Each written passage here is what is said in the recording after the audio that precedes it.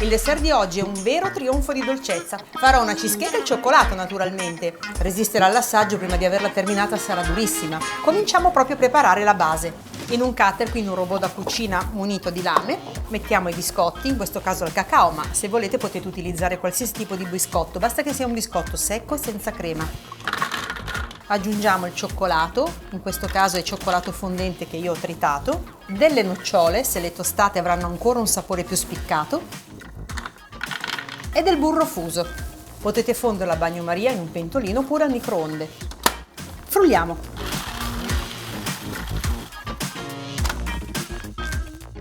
Già fatto.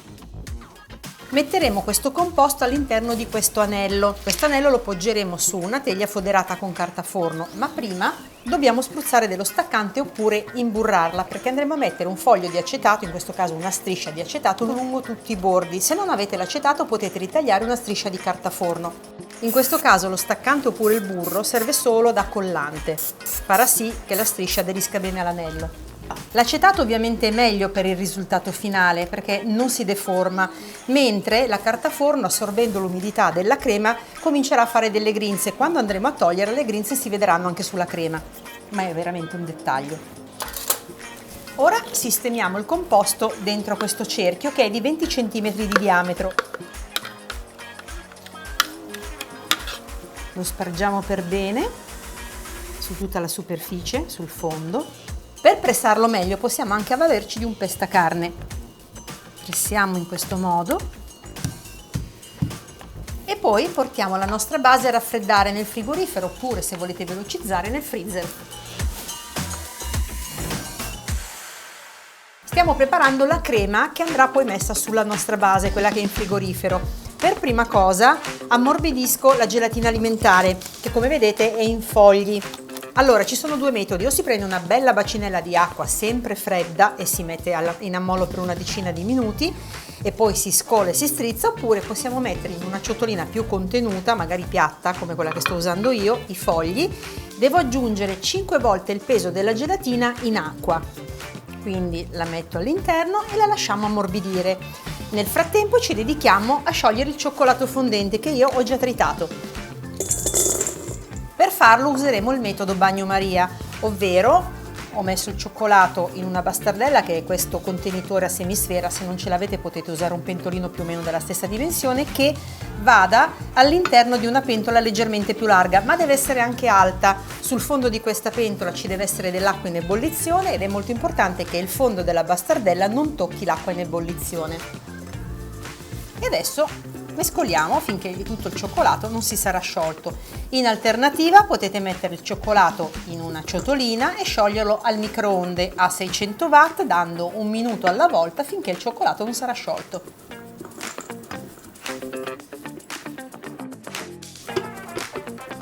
Il cioccolato si è completamente sciolto. Ci siamo. Come vedete la nostra gelatina alimentare si è ammorbidita. Adesso possiamo portarla nel microonde a 600 watt per 10 secondi e vedrete che si scioglierà immediatamente. Un altro sistema potrebbe essere quella di metterlo in un pentolino sul fuoco.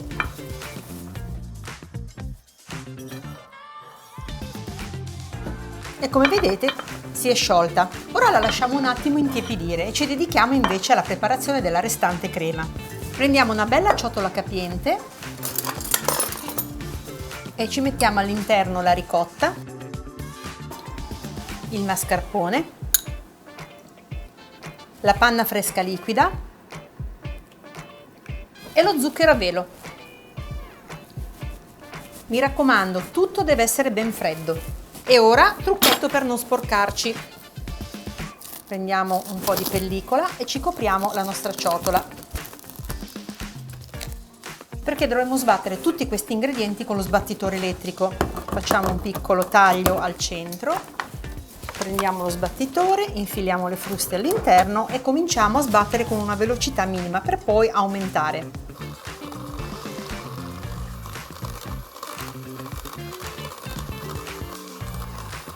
Ora che tutti gli ingredienti si sono addensati possiamo togliere la pellicola, perché ormai gli schizzi diciamo che sono stati evitati, e continuiamo fino ad ottenere un composto bello sodo e consistente.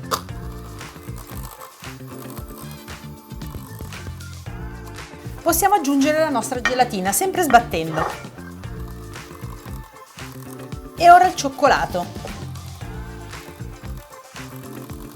Puliamo bene la nostra ciotolina per inserire tutto il cioccolato e amalgamiamo per bene.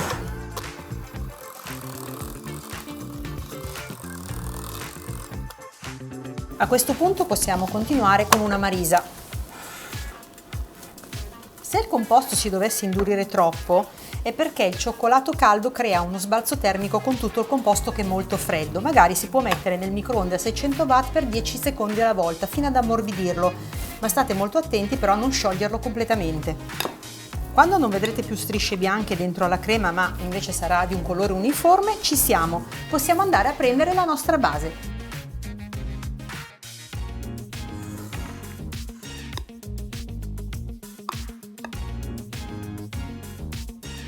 Mettiamo tutta la crema dentro lo stampo.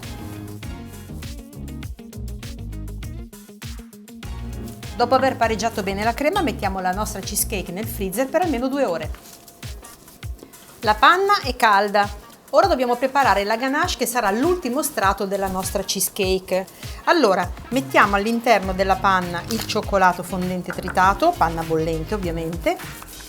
Mescoliamo per scioglierlo completamente. Se dovesse rimanere ancora qualche pezzettino di cioccolato possiamo rimettere la panna sul fuoco dolce fino a che non sarà sciolto tutto. Aggiungiamo anche del miele, mescoliamo per scioglierlo e infine del burro che renderà la nostra ganache bella lucida. Ho preso la mia cheesecake dal freezer, è bella ghiacciata e ci verso sopra la ganache che ormai si è intiepidita. La facciamo colare bene su tutta la superficie. Magari battiamo un po' per pareggiarla. Facendo questa battitura, come vedete, si vedono delle piccole bollicine d'aria che emergono. E adesso la portiamo di nuovo nel freezer a ghiacciare.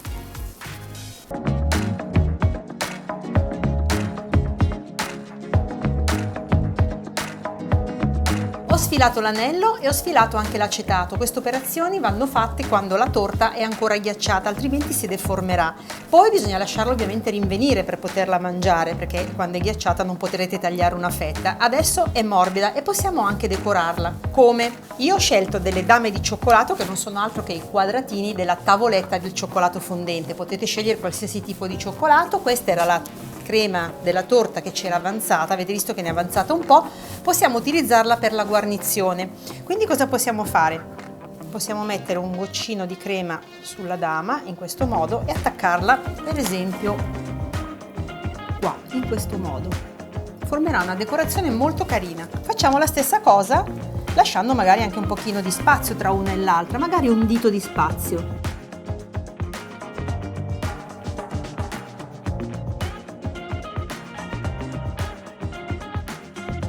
E poi facciamo dei ciuffetti, sempre con la crema, sui quali poi metteremo le nostre nocciole.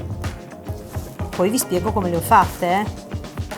Ed ecco la nostra decorazione. Lo so che sembra difficile fare queste cose, ma in realtà sono delle nocciole intinte nel caramello, quindi basta sciogliere un po' di zucchero, farlo diventare di questo colore e poi intingerci delle nocciole che però sono state preventivamente infilzate con uno stecchino. Le intingete e poi, una volta formato questo filo, dovrete attaccarle ad un polistirolo oppure ad una spugna da fiori, naturalmente messe in questo modo.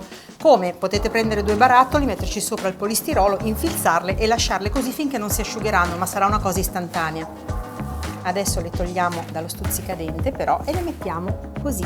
Guardate che belle che sono, molto scenografiche.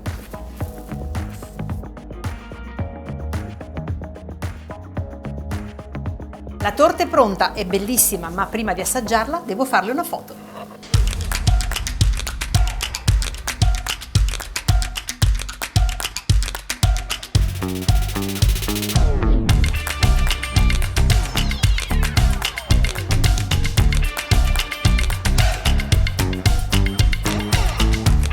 E anche oggi è arrivato il momento del relax e dell'assaggio. Questa volta è molto goloso.